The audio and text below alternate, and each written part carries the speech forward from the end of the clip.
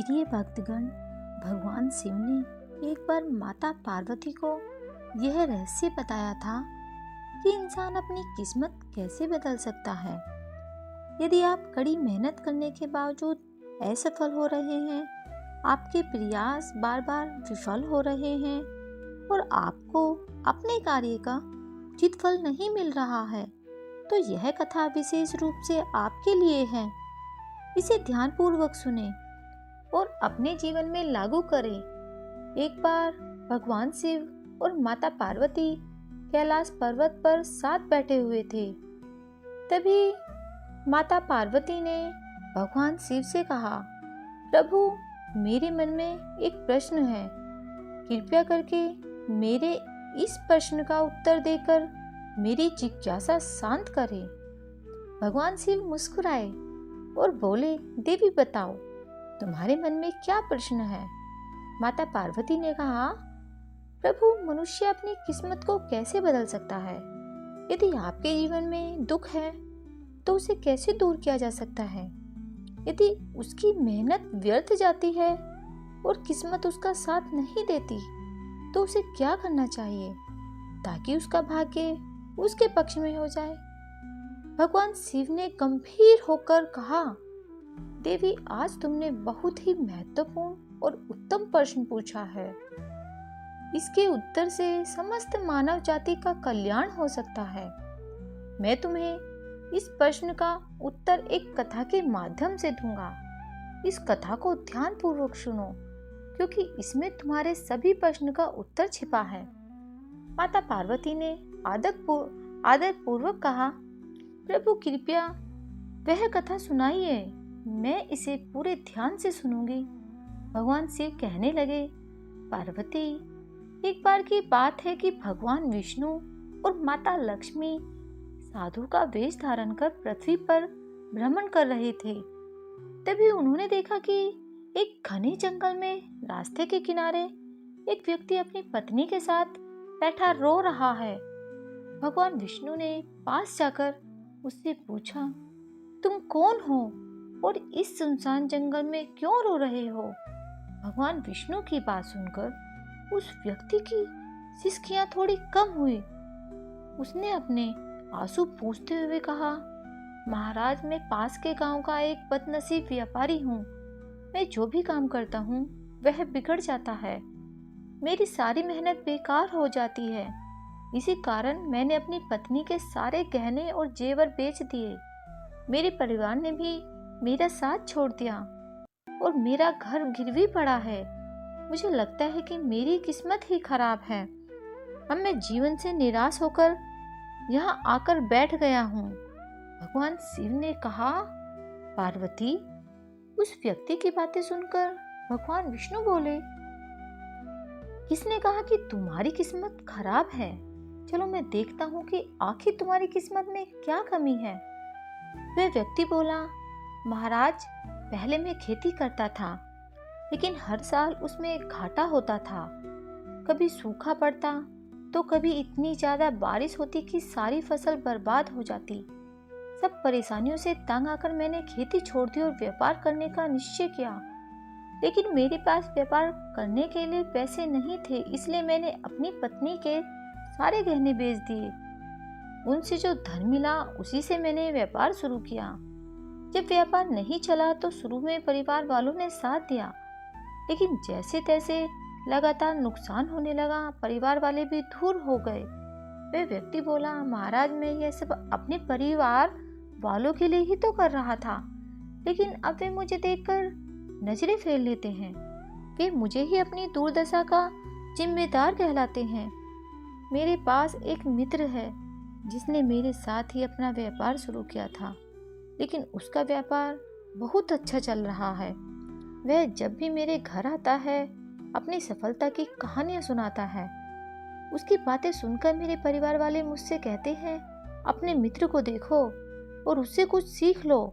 हमें तो लगता है कि तेरे बस में कुछ भी नहीं है, तू कुछ नहीं कर सकता। महाराज, इन बातों को सुन सुनकर अब मुझे भी ऐसा लगने लगा है कि शायद मेरे जीवन में कुछ भी अच्छा नहीं हो सकता। मैं हर समय यही सोचता हूँ कि मैं सफल हूँ, कभी कभी तो मेरे मन में यह विचार आता है कि अपना जीवन ही समाप्त कर लूं। आज मैं यहाँ इसी इरादे से आया था, लेकिन मैं ऐसा करने की हिम्मत नहीं जुटा पाया, इसलिए यहाँ अपनी पत्नी के साथ अकेले बैठकर रो रहा हूँ। भगवान शिव बोले, पार्वती, उस व्यक्ति की सारी बातें सुनने के बाद भगवान विष्णु ने उससे कहा, तो यह बात है, क्या तुम और कुछ कहना चाहते हो? वह व्यक्ति बोला, महाराज, एक तो मेरा हर काम बिगड़ जाता है और दूसरा मेरा मित्र हमेशा मुझे नीचा दिखाने की कोशिश करता है। उसकी बातें मुझे बहुत परेशान करती हैं। मैं समझ नहीं पाता कि इस स्थिति में क्या करूं और क्या ना करूं। भगवान विष्णु मुस्कुराते हुए बोले, क्या तुम अपने मित्र की बातों को सुनकर वास्तव में दुखी हो जाते हो? उस व्यक्ति ने कहा, हाँ महाराज, मैं अपने मित्र की बातों को सुनकर बहुत दुखी हो जाता हूँ। तभी भगवान विष्णु बोले, तुम्हें किस बात का अधिक दुख होता है, अपने असफल होने का या फिर अपने मित्र के सफल होने का? यह सुनकर वह व्यक्ति कुछ पल के लिए चुपचाप हो गया। फिर उसने कहा, महाराज, अगर सच कहूं तो मुझे अपने असफल होने का उतना दुख नहीं होता जितना कि मेरे मित्र के सफल होने से होता है।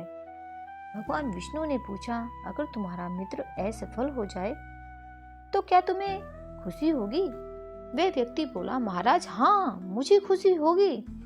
भगवान विष्णु मुस्कुराए और बोले, इसका मतलब है कि तुम्हारी खुशी तुम्हारे मित्र पर निर्भर है। अगर वह चाहे तो तुम्हें खुश कर सकता है और यदि वह चाहे तो तुम्हें दुखी कर सकता है। तुम ना तो खुद को खुश कर सकते हो और ना ही दुखी। इसका अर्थ यह है कि तुम अपने मित्र के पूरी तरह गुलाम बन चुके हो। इसलिए मुझे लगता है कि तुम्हारा कुछ भी नहीं हो सकता। भगवान शिव बोले, पार्वती, जब भगवान विष्णु ने थोड़ा नाराजगी भरा स्वर दिखाया और वहां से आगे बढ़ने का प्रयास किया तो वह व्यक्ति घबराकर उनके सामने हाथ जोड़कर खड़ा हो गया। उसने कहा, महाराज, कृपा करके मुझे छोड़कर मत जाइए। आपकी बातों को सुनकर मुझे थोड़ी आशा नजर आ रही है। मुझे बताइए कि मैं क्या करूं? भगवान विष्णु रुके और बोले, यदि तुम मेरी बात मानने को तैयार हो तो मैं तुम्हें मार्ग दिखाऊंगा। याद रखना, जब हम किसी बाहरी चीज या व्यक्ति से उम्मीद बांध लेते हैं तो हमारी खुशी और दुख उस पर निर्भर हो जाते हैं। ऐसे में हम खुद को कमजोर बना लेते हैं। इससे बेहतर है कि तुम अपने आप से आशा रखो। जब तुम स्वयं पर भरोसा करोगे और पूरी लगन और प्रयास के साथ अपने काम में जुट जाओगे तो सफलता अवश्य तुम्हारा कदम चूमेगी। याद रखो, अपनी मेहनत और विश्वास के बल पर ही भाग्य को बदला जा सकता है। भगवान शिव बोले, पार्वती, भगवान विष्णु ने अपनी बात को आगे बढ़ाते हुए उस व्यक्ति से कहा, तुम्हें लगता है कि तुम्हारा मित्र तुम्हें दुखी करने आता है, लेकिन अगर तुम उसकी बातों पर विचार करो तो देखोगे कि वह गलत नहीं कहता। हो सकता है तुम्हें उसकी बातें बुरी लगती हो, लेकिन सच्चाई यह है कि वह अपने संघर्ष और अनुभव की बातें तुम्हारे साथ साझा करता है। तुम्हें उसकी बातों से जलन होती है, इसलिए तुमने कभी उन बातों से कुछ सीखने की कोशिश ही नहीं की। लेकिन तुम्हें उससे जलन नहीं बल्कि आभार व्यक्त करना चाहिए तुम्हें उसका। वह तुम्हें अपनी सफलता की कहानियां सुनाकर अनुभव सिखाने की कोशिश कर रहा है। तुम्हें उसकी बातों को ध्यान से सुनकर अपने जीवन में लागू करना चाहिए।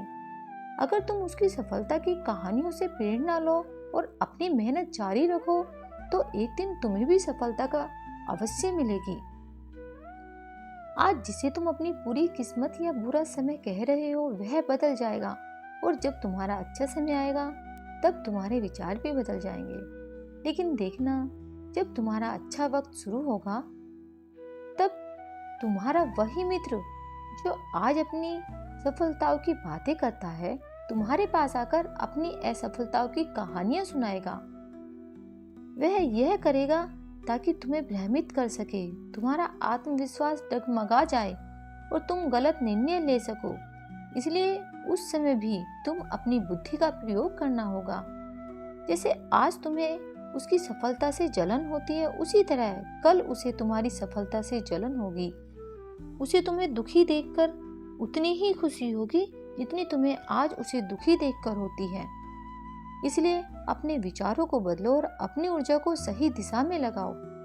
सफलता मेहनत और दृढ़ता से ही मिलती है। भगवान शिव ने माता पार्वती से कहा, पार्वती, भगवान विष्णु ने उस व्यक्ति को यह समझाया कि अपनी तुलना दूसरों से करना छोड़ो और अपने जीवन की दिशा को अपने प्रयासों से संवारो। यही आत्मनिर्भरता और सफलता का मार्ग है।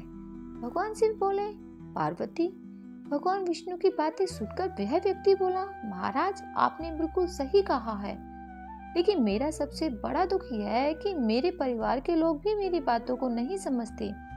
मैं तो अपने परिवार के लिए अच्छा करना चाहता हूँ, लेकिन वे हमेशा मुझे गलत ठहराते हैं। अब तो हालात ऐसे हो गए हैं कि उन्होंने मेरा साथ तक छोड़ दिया है। भगवान शिव ने कहा, पार्वती, इस पर भगवान विष्णु बोले, मैं तुम्हारी बात समझता हूँ, तुम्हें सांत्वना चाहिए। वास्तव में इस संसार में अधिकांश लोग यही चाहते हैं कि उन्हें सांत्वना मिले। हम चाहते हैं कि जब भी हम कुछ और करें, लोग हमारी तारीफ करें, लेकिन अक्सर ऐसा नहीं होता। यही कारण है कि दुखी हो जाते हैं। हमें लगता है कि हमारे मित्र हमारे परिवार वाले मतलबी हैं, लेकिन जरा सोचो, अगर तुम अपने परिवार वालों को परिवार मानते हो और उनके लिए कुछ करना चाहते हो, तो यह क्यों महसूस होता है कि तुम दूसरे के लिए कर रहे हो? सच तो यह है कि जो कुछ भी तुम कर रहे हो वह अपनी खुशी के लिए कर रहे हो। परिवार वालों के लिए कुछ करना वास्तव में अपने लिए करना ही होता है। अगर ऐसा करते समय तुम्हें लगता है कि तुम दूसरों के लिए कर रहे हो, तो तुम हमेशा दुखी रहोगे। लेकिन यदि तुम मानोगे कि यह सब तुम अपने लिए कर रहे हो, अपने संतोष, अपनी खुशी के लिए, तो तुम्हें किसी से सांत्वना या प्रशंसा की आवश्यकता ही नहीं होगी। जब हम खुद के लिए कुछ अच्छा करते हैं या करना चाहते हैं, तो दूसरों की प्रतिक्रिया हमारे आत्मविश्वास को प्रभावित नहीं कर पाती। यही आत्मनिर्भरता का मार्ग है। भगवान शिव बोले, पार्वती, विष्णु जी की यह बात सुनकर वह आदमी कुछ देर शांत रहा और सोचने लगा।